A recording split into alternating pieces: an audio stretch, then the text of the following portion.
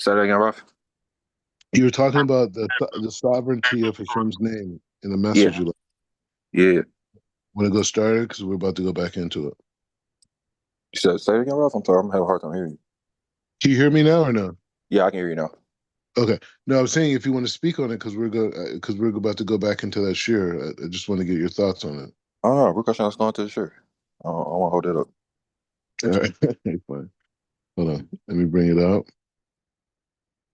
Ram Kali.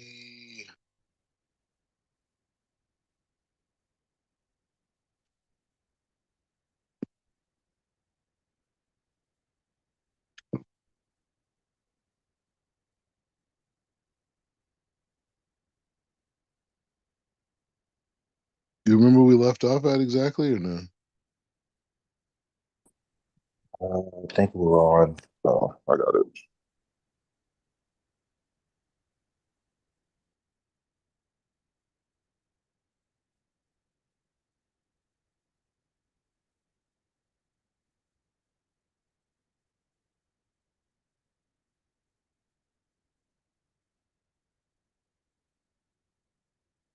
Did we make it to 30? 33. 33. Yeah.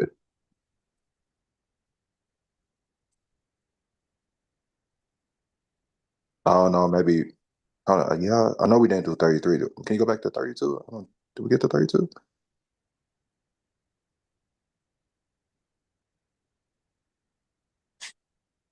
Someone elder just jumping at me.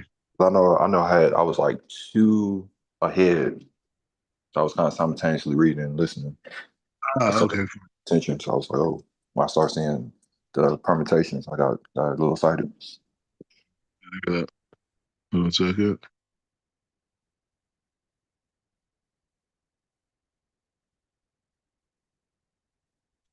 Wait, so does in general 15 work better for you or? It to these 2 days because I had stuff that I need to kind of work on. But typically I'm good at 13. But it's whatever. I can make it work. All right. Shalom, Shalom Elder. shalom. Doing well. How y'all doing? Doing good. We're moving through it.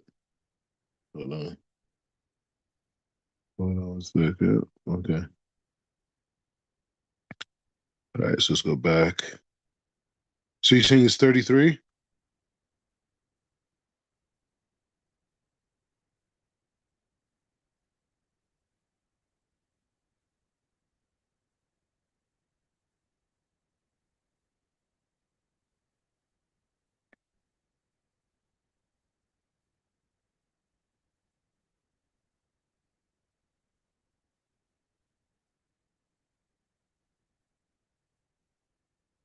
Can you guys hear me?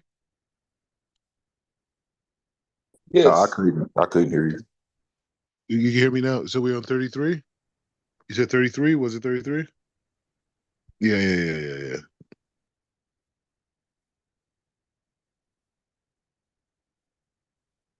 All right, so we can just go back a little bit, right? So you guys good? You with me?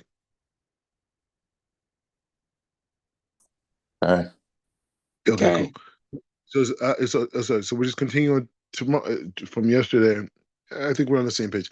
It says Ak lefi shakal daver surik lehayod nikhalala techata seder midot adam. Okay. He says however, since everything must be included under the order of the likeness of man, which is Adam Kadmon, which is a mystery of the 10 Sphirot, which is the structure of Adam Kadmon is an expression of the 10 Sphirot.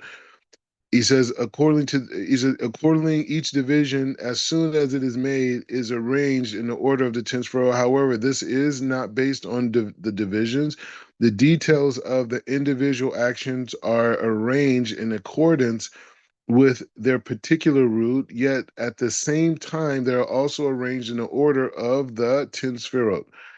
However, is not essential order of their individual actions. Each individual actions. He says each depends upon their own frequency. Thus, the division is based on another factor, and on the relevant root, yet it is arranged in accordance with the order of the 10 sferot, which is the order of the four letters, Havaya, which is the code for the four letters, right? Blessed be he, the four expressions of the name, for it is all one matter, as we have discussed earlier. Utevin vaze, she'im otam ha'orot, asmam yistereku.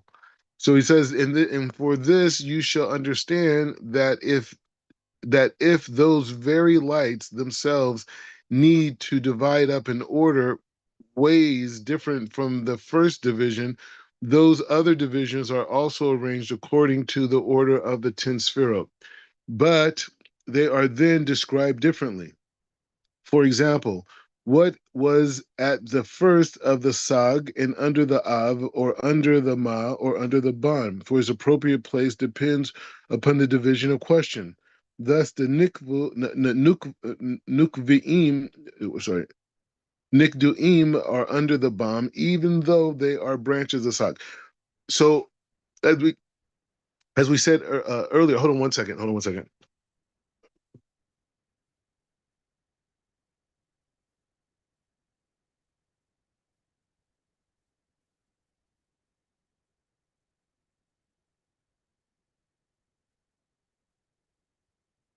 So basically, what he's saying over here is that he's using different points. Sag, ma, av, all these. We learned this in Rav Ashlag. He's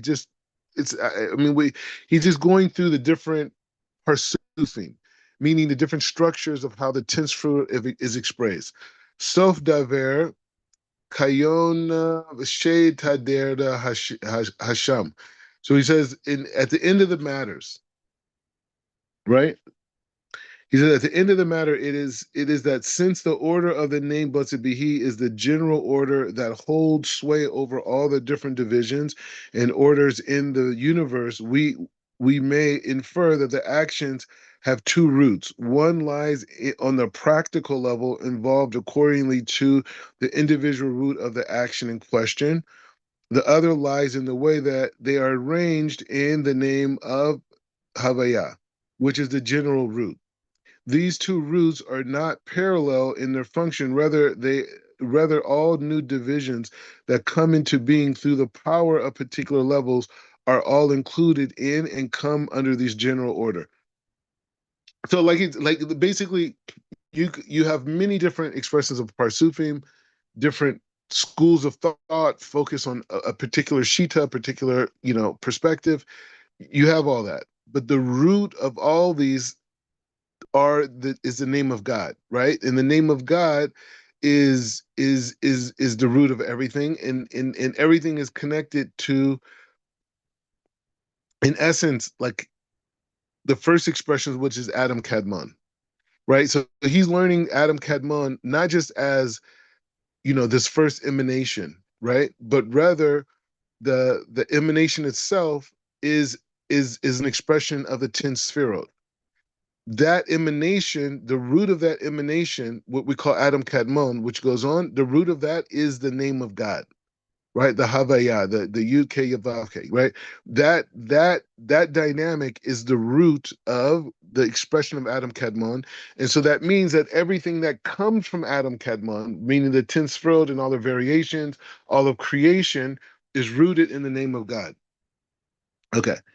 All right, so he says, Ve'atin lach mishala bazeh. So he says, let me give you an example. This is Ramchal giving us an example, like how amazing is this?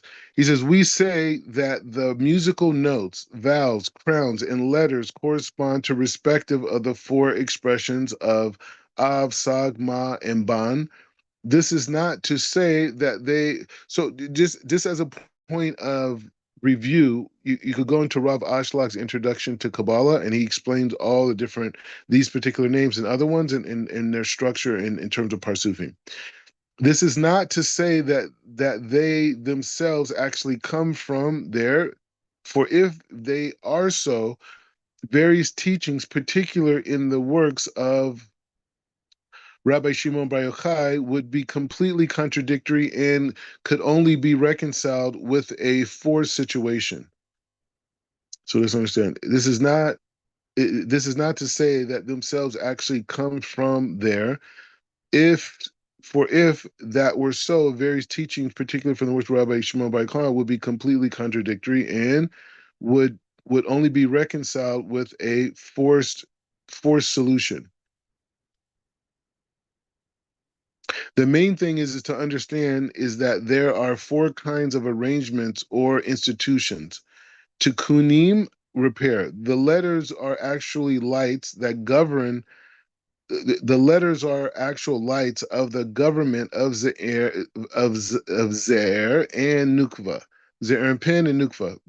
Zeir and Pin being Hesed all the way to Yesod, Nukva being Malchut, which emerges from Ima. Ima being you have Av, which is the Yud. Ima being the in the frame of the second Hey, right? Yud Hey, Yud K, Yud Hey, whatever, right? As the vowels and the crowns through the letters, which are attached to the letters, are written in the Torah scroll, Ima hovers over the letters as a source that remains attached to them, even though their emergence and through the vowels, Ima governs the letters, and the vowels govern the letters. The musical notes are institutions that come for the sake of complete governments on the side of Chokmah, Abba, and once you could say Bina for Ima, right? She says, and once they are divided up in this division, they are immediately bound together and under the order of the four expressions of the name discussed above. So he's going back to that point. You remember what we talked about earlier with the letters? They go through this filter. And then those filters, the letters that go through these 20, the lights of the Ein Sof go through these filters being called letters, and then these letters manifest or what manifests from these lights is what we call letters, and how these letters are form words or whatever. He's saying in essence the sea level of all the expressions of those letters is the name of God, and everything comes from out of there, right? And so he's saying, but even with that being said, after the letters, because they're coming from the Ein Sof, right? After those letters emerge, that the influence of Bina, which is Ima, which is the feminine aspect, Abba being in the frame of Keter Chokmah Bina, or Keter Chokmah, and then Bina being or Ima being the feminine, being Bina, which receives from those forces, which creates like what they call a Yehud, right? So when a man and woman are together alone, they call it you're in a frame of Yehud. Like when you get married, if you've ever seen a Jewish wedding, you go inside of a separate room after you do the chuppah and the ketubah, the whole thing, you go into a separate room. And anyways, so it says Vikin orot vezeina chotim pa ve'inin. So he says in the same way of resolving apparent contradiction applies in the case of the lights of the ears and the nose and the mouth and the eyes. In one place it says that they are four letters of the name of Havaya. In the same way, resolving apparent contradiction applies in the case of the lights of the ears and the nose and the eyes. Okay. In one place it says that they are four letters, which is the name of Havaya. According to this, the okay, so he's about to go crazy right now. So he says, according to this, the Yud is so he's saying the name of God could be seen in the face of the human being. You guys ready for this? He says, according to this, the ear is Yud, the nose is Hey, the mouth is Vav, and the eyes are the last Hey. This is crazy. So he says you can see this in Etz Chaim. Okay, fine. Other places. So he says, so this is it. So when you look in the mirror, it's not just that Igulim and Yashar, like the circles and the straight line being the head and the arms and the legs. He's going even further. He's going even more detail. He's saying that when you look at the ears are formed like a yud. The nose is an expression of the hey, and the mouth is like ze'er and pin, and the eyes are like hey. He says, yet we find that the ears and the nose and the mouth are all only in the first hey of the name of Sag. So he's going into these permutations. Like I don't want to make that the focus right now. I just want to just keep going. The apparent contradiction is resolved through the understanding that the divisions are according to the need. Thus, on the level of particular, the nose, the ears, and the mouth are in a category of sag, the first hay. Yet, all the different divisions are arranged in the order of Havaya, the name of God. So he's saying one parsufim, there's a parsufim sag that explains that we could connect to these aspects of this upper reality, which we're saying is expression of the face, the head, the crown. And he says, but the root of all these different divisions are still the name of God. So he's saying like the eyes and nose, these are all different things, right? These are all different things. And you could say that this thing is over here, this thing's over there, this thing's over there. But he's saying, no, that's not the case. They are looked differently and they have completely different functionalities, but the root of it is God. And that's the example that he's bringing. With everything that we see, it may look different, it may have a different functionality, but the root of everything is the name of the creator. Okay, so he says, Vehine at be'enu leseda ze shela demot Adam. Midot. No, demot Adam. He says, we have now thus reached this order of likeness of man. Everything we have discussed from this point on follows the order that developed in accordance with the inheritance in this Adam Kadmon. We must therefore always speak in terms of the likeness of man. This is the basis of all Kabbalistic teachings relating to the levels of Adam Kadmon onward. The entire government is explained on this basis of the likeness, a basis of the secret of the likeness of man. The likeness of man is the foundation of the government of the universe. So let's focus on this point for a minute and just kind of like talk it out because we're going to go into a different place and I want to make sure we're in the same space. Elder, you got any words on this? We're not ending it, but we just got to talk this out so we could come together in the place of Yesod before we go further and manifest in Malchut. Go ahead, Elder. What you got for us on this?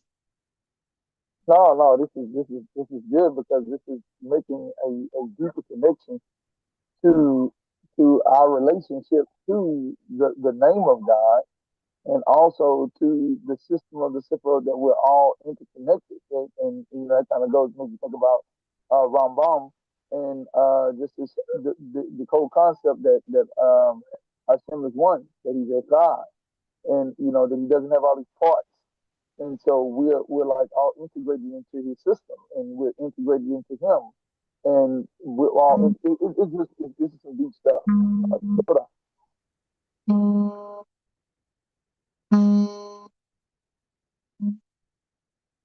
Otino, you got anything for us on this?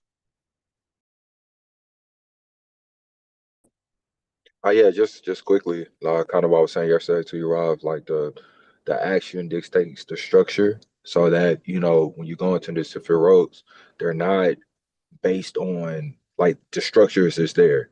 They have purpose, they have meaning, so they mold into whatever action is at that time. Percussion.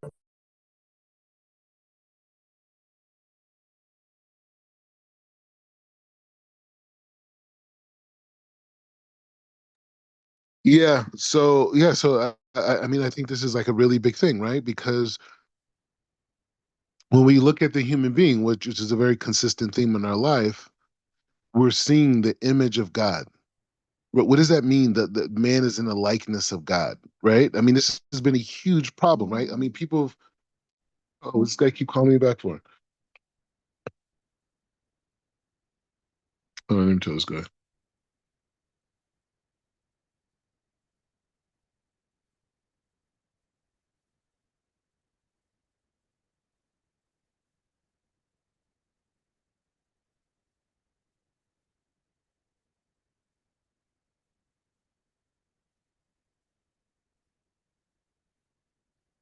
Okay. So, anyways, okay. So this is the thing. This is a revolution, right? The revolution is looking at reality in a completely new way, right? And this is why it's important to separate ourselves from the academic thinking that has dominated our society. Because the people of academic thinking and the philosophers and the thinkers and all this, they've never worked on themselves. They don't have the tools. Like people say, oh, well, I do it this way. No, that's not how it works. So the idea of seeing man as the center of the universe, the idea of seeing that the creation, expression of man, like people literally created a religion seeing that the Torah explains that man is created in the likeness of God, right? You guys know about it, right? That's what the Christians, that's the whole basis, right? Is that they say God, man, that God came down in the form of man and this, and then they find verses in the Torah to substantiate it. It's like, no, it's not man in the context of us, it's man as an aspect of Adam Kadmon. This is 2,000 years long ago. This isn't like a new age theory. You know what I'm saying? This is like going all the way back to Abraham, right? You know what I mean? This is how they were able to understand reality. And even before Abraham, right? All the way back to Adam, the first man. And so, because he knew who he was, Adam, now we understand the concept of Adam, right? Now we understand the concept of Adam. Adam was a human being that was an expression of the emanation of the creator as he formed this universe. And that's why Adam was created by himself. And out of Adam came Isha, came Chava, right?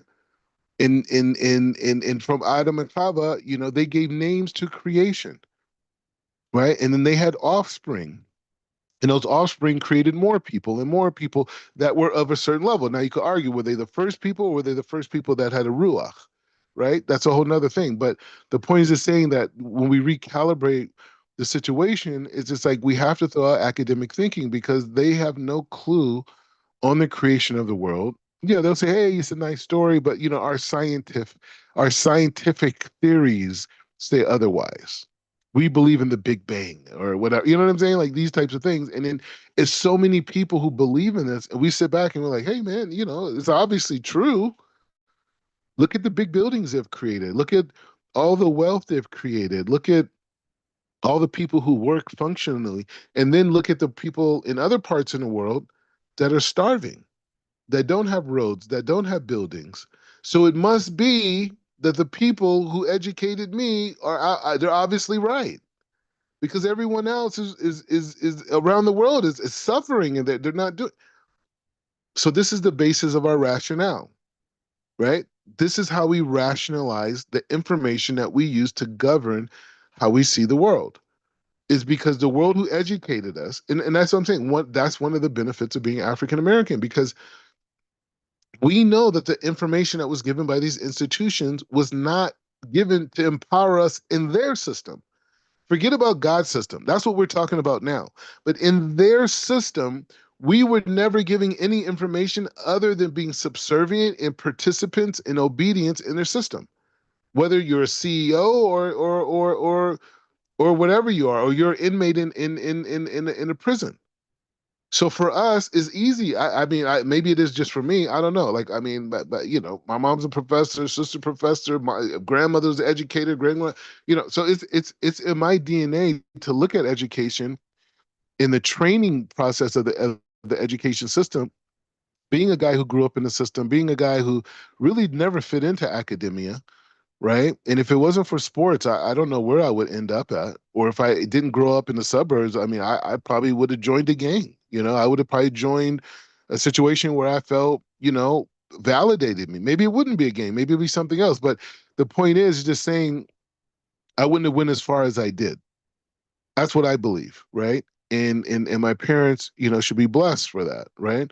My aunt, by the way, Diane Beachman, she passed away yesterday, right? So I spent a lot of time davening and these types of things, and just a little bit on her life.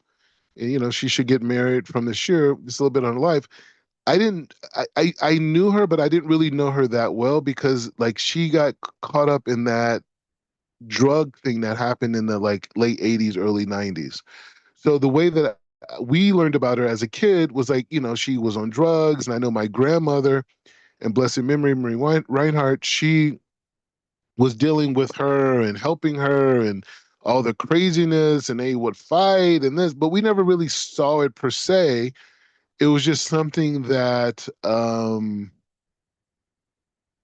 it was just something we grew up with, right? And she had a whole issue with my parents. It was just a whole thing, like just a lot of drama with this lady.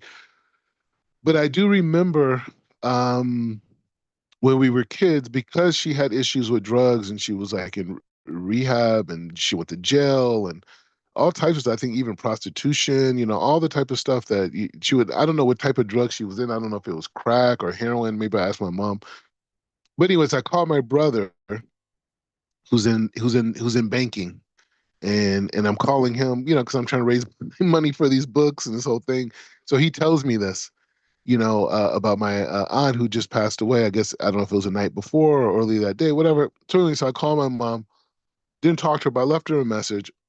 And I was thinking about it today because I was praying for her on the Temple Mount, this that her soul should be elevated, and I spoke things about her. But one of the things is that what she did when we were kids, because she had all these issues with drugs and it was just a really bad thing and it just brought a lot of stress to everyone else.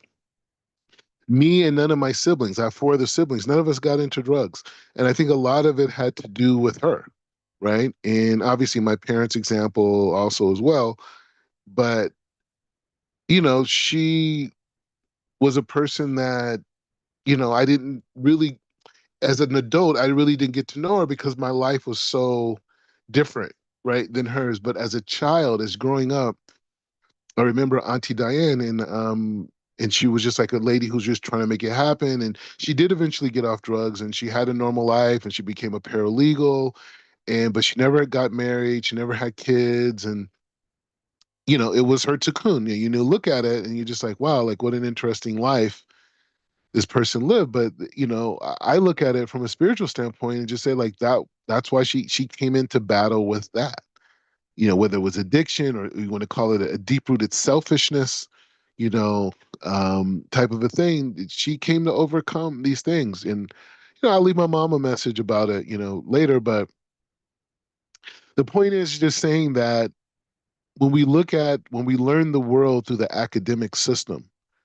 right, and we see life in that way, it's a very limited life, because you could look at her life and say like, oh, well, she didn't have kids and she didn't do this and she was on drugs and had this issue and this, and yeah, she got a job and she lived normal and this, but that's not what we're in this world for, right? We're in this world to correct our souls, and everyone has a unique correction.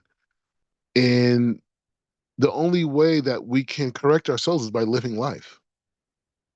But the key to that is seeing life in a proper way. Because me as a spiritual man, as a Jew, I could look at her life and be like, hey, she battled, right? Israel, right? She struggled with God. She struggled with meaning. She struggled with selfishness. She struggled with identity and purpose and all these things. And she struggled all of her days. But that's what her tafkid. That's what her struggle was in this lifetime, right? So when we see the human being in the godly way, right? When we see the human being as being an expression of the creator, when we see the face and the nose and the eyes and the mouth and the body and the structure, this is all light forces. These light forces need correction, right? They need correction. These light forces. That's why they come in, and they all have to be fragmented within the reshus, the governance of the creator, right? That's what this is about. And when we see the world that way, we can actually create healthy solutions, because the solutions isn't just an externality. That's what the Hebrew Israelites, they're still operating on a Greek Roman perception of reality. What we're talking about right now is the antidote for them, is the opposite of what they're teaching. We are souls. We're expression. Our body is just garments. We have a soul. Our soul has a spiritual, a levush.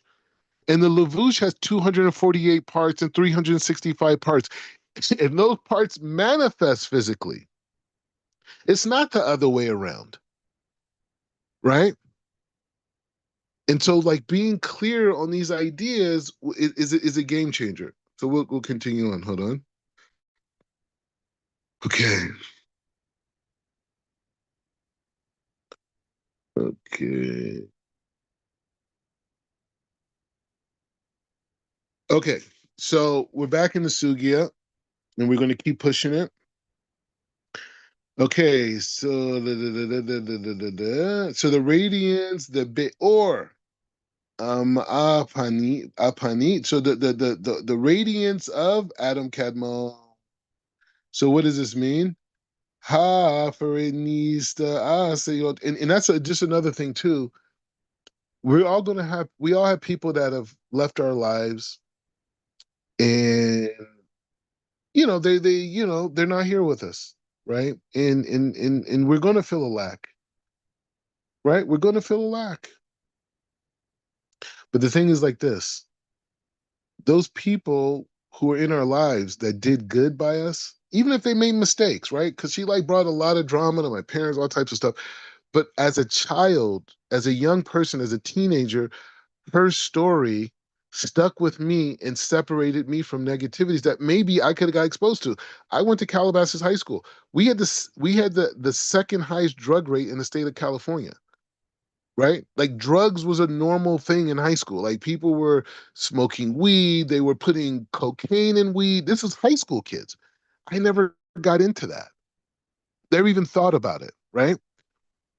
So, because of that, in my spiritual path, in the mitzvahs that I have done, because of the decisions that I made in my life and how this person was in my life played a part in that, she has those as mitzvahs in the next world. She can utilize me and also my siblings and also my parents. But I'm just saying she could utilize me because I went farther than everybody. She could use me as a mechanism to stand in front of God and say, maybe I made this mistake, maybe I did that, maybe I stole, maybe I lied, maybe I did this, whatever. I'm not putting any judgment on her. I'm just saying, but she can use the fact that she was a positive influence on me, and look what I became. She could use that in Shemaim. And that goes for all the people we've ever met, all the people who've done kindness to us, all the people who've done goodness to us. They receive a blessing because of the path that we've chosen in life. All right, so let's keep going. So it says, okay, so it says the face, I don't want to, we'll just say here, the face is radiant. Okay, the face is made to radiate that which is arranged inside the body, and emissions of the radiation emerging from each and every organ. This is what we are just talking about. Accordingly, the four worlds emerge: the world of vision, hearing, and smell and speech. And the forehead also emanates on radiance, though through all this. So he's saying like all the physical attributes that we see are have the ability to radiate, right? You say you see the light on someone's faces, you hear the light in someone's words. The forehead also emits it on radiance. Thus, all the worlds are nothing but radiance of splendor. The Zohar means splendor. In the shining glory of Adam Kadmon, why Adam Kadmon is more elevated than them and cannot be apprehended. Okay, I don't know. I feel like we want to stop here because I just want to have the chapter to itself. Um, I don't know. I just don't want to go into another chapter. We just finished chapter 31. It was a huge battle, right? It was a huge life-changing experience, and we're going into chapter 31 or 32, which is the gematria of Lev. And shout outs to Amari Stoudemire. That was his number, I think, at least at Arizona, maybe other places too. He gave a speech about it, but I don't want to. I just want to keep this next chapter sacred, and we could continue it tomorrow. Any like thoughts in closing, anything like that? Okay, Sam. I think that can y'all hear me okay? Yeah, yeah, we hear you fine. Okay. Um, I think it's important to what you were talking about as far as dealing with your for your aunt, and there's so many like family members here that you see as children. What's interesting is what we are allowed to see. What we are exposed to, even though adults try to shield us and protect us from certain aspects of people's lives. Because to us, that's uncle and that's auntie and that's cousin, so and so.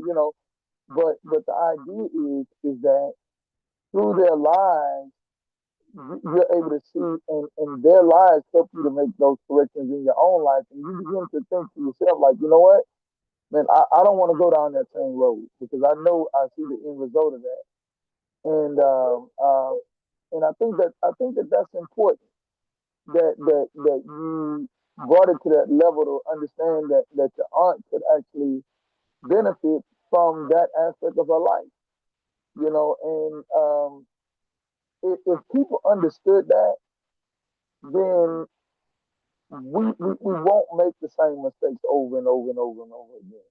And for like for your aunt, may her memory be blessed, and I really appreciate the fact that you brought out a lot of the positive things, how her life can be positive, because it's a very, very interesting thing. I believe that that's a tool, just the ability to be able to see the good. And so I just bless her. So that.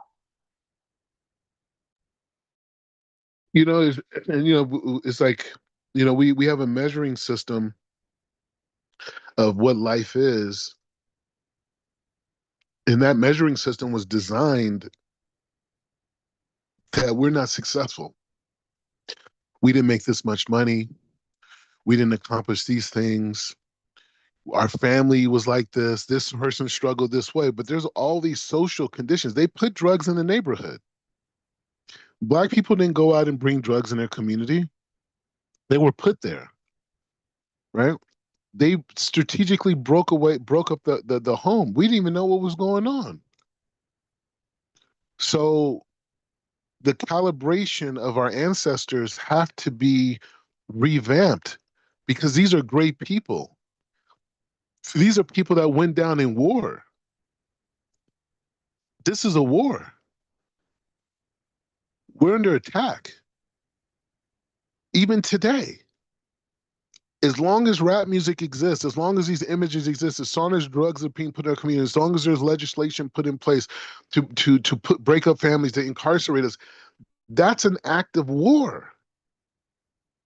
So when we see people who were drug addicts, when we see people who were even selling dope, even people who committed crimes, it doesn't absolve them of those sins. But we have to understand the impetus of how they got to that place because it wasn't on their own admission. It was through acts of warfare. You got people marching all over the place for people in Gaza. You have to empathize for a lot of those people. Why? Because they were brainwashed to think that dying to fight and kill Jews and to stop American imperialism is worth more than living and building a healthy family. They were taught that in Gaza, in the West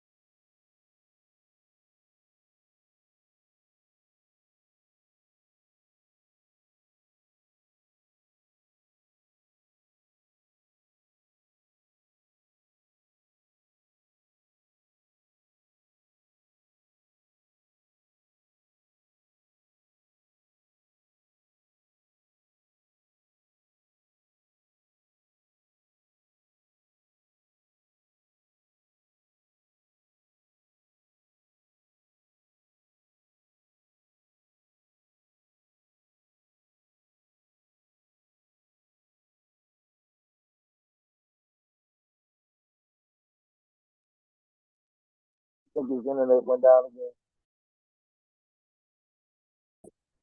Shalom, Mark. Shalom, shalom.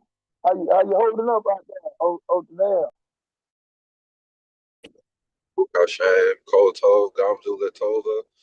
It's always good. Never no complaints, man. Baruch Hashem. How are you as a family?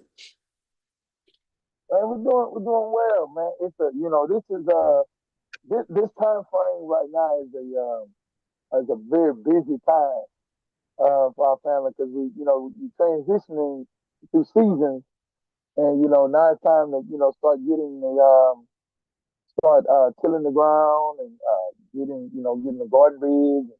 And I mean, we got lamb, we got sheep lambing every other day now, and so it's just a busy time, man. Hashem, that's that real toil.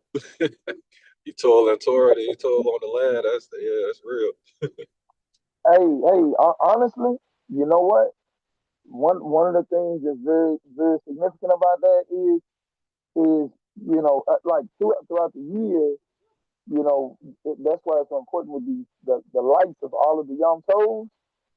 Man, they give you they give you a strength because throughout the year, you do a little. You're not doing as much here, but you're doing a lot of tour study, right?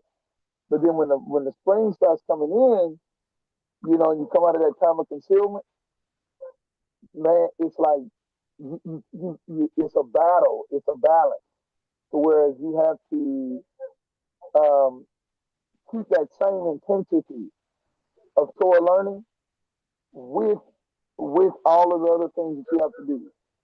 And so it's like it just kind of gets stacked on top of each other, and without those lights, without that energy, man, it'd be difficult to do. It'd be difficult. So Baruch Hashem, man, it's real. Torah is real. 'Cause you can't back down on Torah study. Hashem. Yeah, that's amazing. I think Rob jumped back in. Yeah, just in closing, I want to hear Otin was going to say.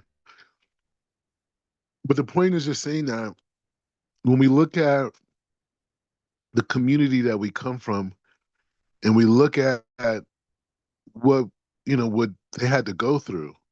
And I'm talking about slavery. I'm talking about right now. I'm talking about the crack epidemic. I'm talking about the prison industrial complex. I'm talking about the public school system. That's happening right now. There's young kids that are purposely being miseducated to lead them into prison, to lead them into crime, to lead them into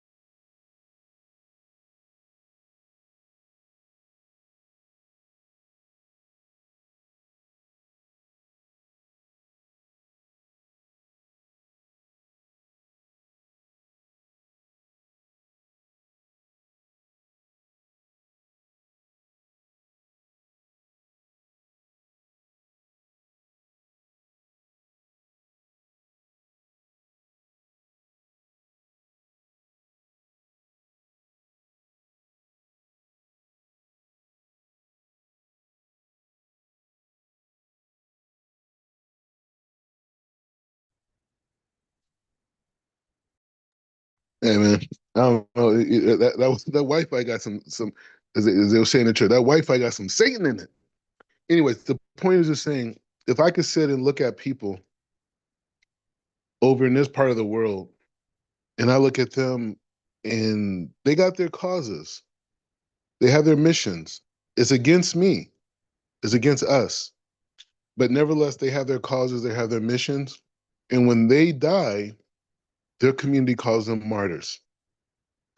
They're misled, right? There's another way to do it, but they believe and they have conviction that goes against any academic idea. They don't care about academia. They don't care about, and that's including the Jews. They don't care about academia. The Muslims, I'm talking about the real Muslims, not people you see in America that just want to pray. These people over here, they have ideological beliefs and they're willing to die for them. So if they could look at their kinmen, their kinfolk, their neighbors, their cousins, their aunts or uncles as martyrs, I mean, we got more of a right. We got more of a right, to say that than anybody. You know what I'm saying? Because like we actually are dealing with like subjugation and oppression. Whatever drug issues my aunt had, that was not just her. That was an entire generation. You know what I'm saying? Like a whole generation was on crack. A whole generation was on heroin. A whole generation, was being fed information through the context of Christianity, and they evolved it into other ideas, right? That also, because Christianity is like, hey, believe in the physical. You don't have any responsibility. Something outside of you does. Okay, guess what? Apply that to government. You don't have responsibility. The government does. The government tells you to do this, you do it. The schools teach you this. This is what knowledge is. There's nothing independent from that. That mechanism comes through Christianity, right? They did not like Malcolm X. They did not like all the black Muslims because they called the people who were oppressing them out for what they were. I'm not saying I agree with Nation of Islam or anything like that, but that was a different modality of thinking that challenged the system that said, hey, march and turn the other cheek. So I'm saying I'm looking at my relatives, my cousins, even before my dad had a company, he had a company and it went big. But it took years. It was my grandmother in blessed memory who invested into him. My mom's mother, you know what I'm saying? So his company went big. That's how we were able to move and live in the quote unquote suburbs. But there was a time we went to private school, which was like, Muslim private school. We went there and then that school closed down and we went to public schools for a period of time before we eventually moved out of the valley. I went to a proper public school in Los Angeles, right? I wonder how many of those kids, I don't know any of them, right? I mean, because I was only there for a period of time and then we moved into a different place. And, when you're a kid, you don't keep in contact. There wasn't social media then, right? So those kids I grew up with, how many of those kids, how many of those black men that I was in school with, how many of them got incarcerated? How many of them got murdered? How many? I don't know. I have no idea. It could be none, but I would assume that there was a lot based off of the system that was set up. So what makes me different than any of them? A series of life situations that allowed me to be in a different place where those issues of crime and survival and those belief systems were not a part of my life because my parents made certain decisions. But if it wasn't for that, I'm no different than them. They have the same talent that I have, the same ability to understand the most complex Torah and teaching it to you guys, the most complex Torah. No one's learning like this. They have the same ability that I have. I just met different people. So when you talk about people going to jail, people being incarcerated, I'm not a special Negro. I'm one of them. It's just my dad made money to put us in a different bracket of environment. And even then there were challenges, you know what I'm saying? But the point is just saying, so when we look at people being incarcerated, when we look at people being killed, when we look at people being addicted to drugs, When we look at that, when we look at there's a government that set all of us up for failure, we have to look at the fact that I'm in Jerusalem right now talking to you about the teachings of the Ramchal. I'm not a special Negro. I'm not different. I was just given certain opportunities. Right? Kanye talks about it all the time. My dad wanted to have an abortion. He was trying to force my mom to have an abortion. That means there'll be no Kanye West. I mean, now we be like, hey, maybe it's better, you know. But the point is the same. But Ye did a lot. He flipped out. Why? Because he didn't have the tools. He didn't read Rabbi Mordechai. He didn't read Otino. He didn't read the Elder. He didn't meet any of us. And so now they got him. He on medication, out of his mind completely. And, you know, best thing he could do is say some crazy stuff and make some beats. You know what I'm saying? And I'm not dissing Ye. You know, maybe we'll meet in the future and maybe we could figure it out. I don't know. Maybe the clip was too great. But the point is just saying, when we talk about death of people from our community, it's not a situation where it's just like, oh, well, you know, he just died. We're talking about gifted people. We're talking about descendants of the civil rights movement.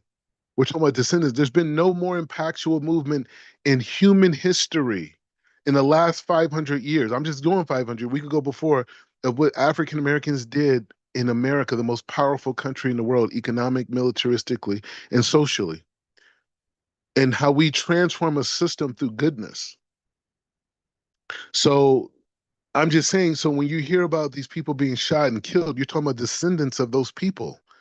If you don't want to accept that they have any connection to B'nai Israel, you want to say, nah, they just slaves from West Africa, that's fine. But we don't see no West Africans doing it like this, even when they come to America. So that's my thing. And so, you know, when I think about my aunt and I think about the challenges she had, I think about the challenges that whole community had, systematically forced, a war put on them. They are martyrs. They're martyrs in righteousness. And they should be honored in the same way that we honor any Siddiqui, any righteous person from Chabad, from Litvish, from any righteous person. They say, oh, but they weren't Jews. I don't care about that. I don't. That's your definition.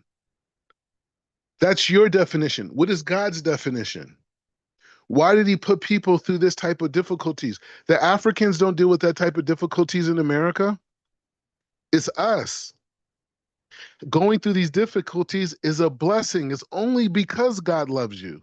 Only because God is putting you through this. We learn that through these parshiot in the book of Exodus. We learn that through the life of Avraham Avinu. His life was not easy. We learn it from Yaakov.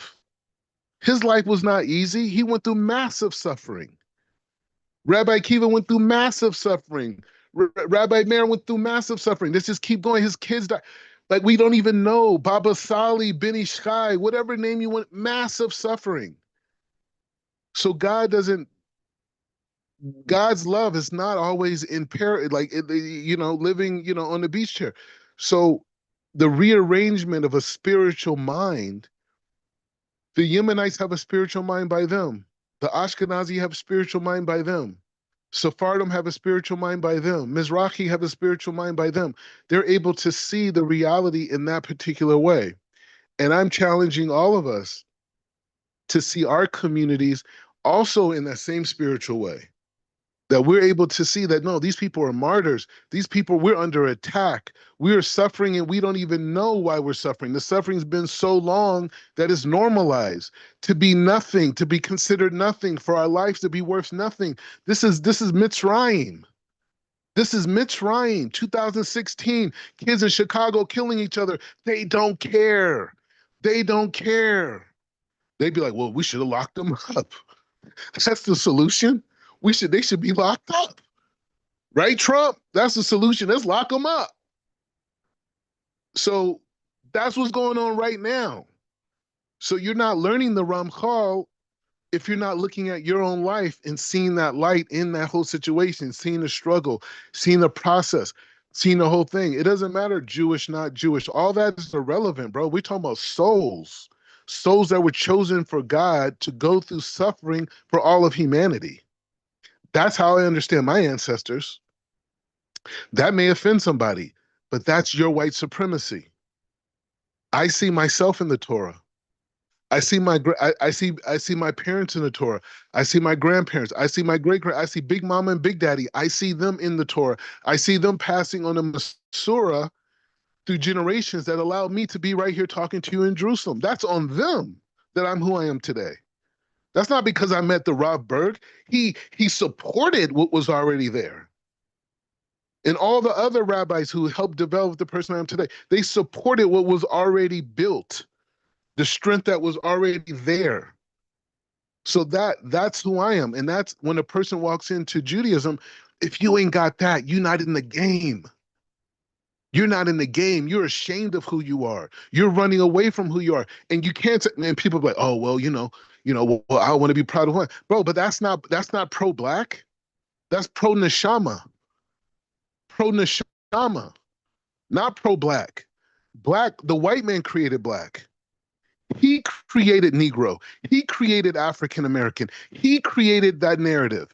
That has nothing to do with me. God created me. I'm a neshama. And that neshama is connected to all these other neshamot that had these experiences in this world. So I got to ask myself why. And when I look into the Torah, it's because they were holy and they were creating foundations. And that's what I'm saying about my aunt, Auntie Diane, right? I'm saying by her, she went through that process, but she strengthened me and my siblings that all of us will be considered excellent, right? In our own ways. It's not just me. They're all doing great. They're all impacting the world. And obviously my parents and the love that they gave us and the time that they spent and the money they invested into our development and the protection and all those different things, they're going to be blessed. We can't, every Torah that I learn and teach, their next world is out of this planet, right? So, and the same goes by each one of us. But we have to connect those dots. Because if you enter the world of Kedusha, if you enter the world of Torah, and you don't understand what Torah is seeing God in everything, not just God like, yeah, I see God. No, but the mechanism of the expression of that physicality is an expression of God's will. And so it all goes back to holiness. Otina, what do you got for us? First, Baruch Dana met for your aunt, may she have the highest elevation in Shemayim. Um, Amen. second, Amen. uh, I always go back to that teaching of how each soul chooses itself. It chooses its path, its own tikkun, and that's always stood out to me because the soul in Shemayim chose this existence, this exact particular configurations of life, parents, friends, location, proximity, whatever. It chose it because that's the elevation that is so needed. So it's like people think it's like it's crazy, but it's like, yeah, the environment you find yourself in, God forbid, if your father's alcoholic or you come from an abusive household, that's the situation that your soul chose to get closer to Hashem, to rectify how many gigaleams we don't know. You know what I mean? So that always gives me like a sense of hope because it's like, you know what? People say you're chosen. It's like you really are. You chose this to glorify Hashem, to glorify your maker. And Hashem's with you in every step of the way. You know what I mean? Every step of the way, he's right there with you. So, darkness comes before light, as it says in Bereshit. But, one of my favorite verses actually in Shemos, where Moshe Rabbeinu, it says that his hands were in prayer to the coming of the sun. His hands were in the Muna to the coming of the sun. And it's like, when you're in that darkness, that Muna is going to allow you to know that the light is going to come. It's not a potential, it's not a maybe. The sun has risen every single day. Hashem is with us every single day, every single moment. So we should never despair and we should never give up hope. Second thing, it reminds me of Shemos 1:7, where it says that the Israelites were prolific and fertile. No matter what oppression they went through, no matter what schemes were put against them, they kept producing. They kept being prolific. They kept multiplying. They kept, expanding themselves in society.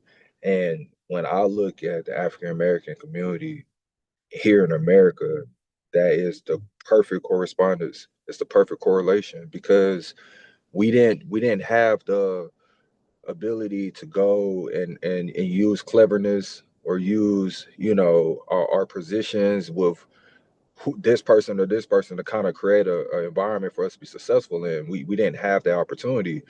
Our situation is truly blessed. We have no one advocating for us. We have no one, uh, going to the UN or speaking up for reparations. None of that. But yet and still, we find ourselves in this country prolific, in this country influencing the entire world, in this country being a light amidst a massive darkness. You have a people that's been oppressed with the worst atrocities that we've seen in quite some time, and not comparing it to other atrocities across the world, but it's consistently going. It's still here. We're still in a position where, okay, well, it seems like you can move in society, but you have the prison or industrial complex. It's monetized for you to keep this country afloat in a way. Everything that you see is designed to attack you. It's almost like with Paro when he said, you know what, we're going to drown all the boys, the Egyptian boys and the Jewish boys. Don't matter. We'll afflict ourselves to keep them from going down, from keep them from going up. It's the same thing now. The system that's designed, it's like, well, yeah, white people suffer too, but yeah, it's not. It wasn't designed for them to suffer. It was designed for us to keep us down, and yet you find us being prolific. So that's why I have such a affinity for the African American community, because it's in plain sight. What other people on earth is going through the things we go through consistently for 400, 500 years? There hasn't been a time where we've risen to the top of anything. We had a black president, and that's amazing. And you think about Yosef almost in a sense. You know what I mean? There's nothing here that has us in any position of power, but yet we continue to grow and we continue to influence everything. Like I said, it's in plain sight to me. So we're gonna show. Amen, amen, amen. And think about it too, like, there's this thing like in our society when black men come together and we talk about our challenges and we talk about our upliftment, it sounds like black nationalism. We're dealing with the neshamas. We're dealing with these particular souls that, like Ochino said, that chose to come into this reality to deal with this because they were strong enough, number one, and two, they were strong enough and they had complete confidence in Shemaim that they would be successful, right? For whatever that correction was. You can't say, oh, because this person didn't have a stable job, they're not successful. It's like, what are you talking about, man? Right? So everything you're saying is like is right there. It's not black nationalism. This ain't the Nation of Islam. This is neshamas, and we're honoring the neshamas that came from Shemaim, that came into a reality of persecution by choice. Right? This has been going on for hundreds of years. You know what I'm saying? And even before that, right? Half a millennia minimum that we've been going through. And if you want to say like, hey, these souls are connected to B'nai Israel, right? It's been going on for thousands of years, right? And so that's the pride, and the elder, him and his family, they're going forward, in a different, not a different, but a more expanded aspect with the community. Your rabbi, Shimon, has been reaching out to me, been talking a little bit here and there. He seems like a nice guy. Like, he seems like he's cool, right? But they're walking into that, right? And they're walking into a world of different cultures, different histories, different backgrounds, and all this. But the thing is, because they're learning over here, that they could walk in and just know that, like, hey, I'm a part of this. All your ancestors have suffered, so have mine. Your ancestors have suffered, so have mine. Your ancestors never fit into this reality, so have mine, unless we act like the enemy. So have mine. But if we see it on a soul level, we can navigate and connect to people and understand their traumas and understand their hangups, understand their limitations, and be able to say, even with all that, we're a community because we're a community of unique souls. Other people not like us. They're not looking for truth. They're not willing to throw everything behind in the secular world to get closer to truth. That's a unique soul, right?